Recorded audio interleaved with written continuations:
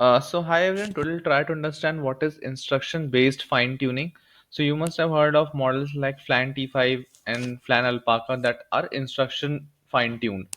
So what is that? So we'll try to understand in a brief. So basically, fine-tuning, I am assuming you all know, when you take a pre-trained model, be it an LM or other model, and if you want to train it on a specific task, so you provide it with your own labeled data, and eventually you fine-tune that pre-trained model to tweak its weights by not over the big margin but just to adjust it so that it becomes suitable for your problem.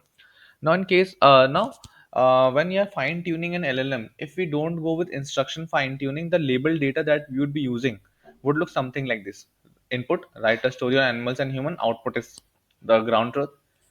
Input, extract entities from this text, he is a boy; output. So here you can see that we have an input and eventually we have a ground truth attached with it in case of a general fine tuning. Now when we go to instruction based fine tuning, there is one more addition that has been done, that is the instruction part.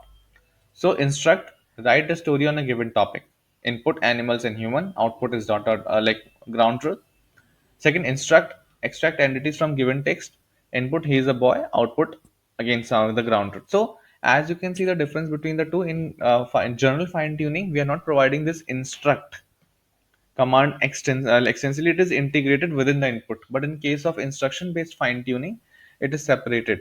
And it has been found that instruction based fine tuning at times helps you improve the performance of your model when it is fine tuned, and this is what has been tried in Flan T5 XL and Flan Alpaca. So Flan Alpaca is basically instruction based fine tuned version of Llama, while its Flan T5 is a instruction based fine tuned version of T5 model by Google. So this is what instruction fine tuning is all about.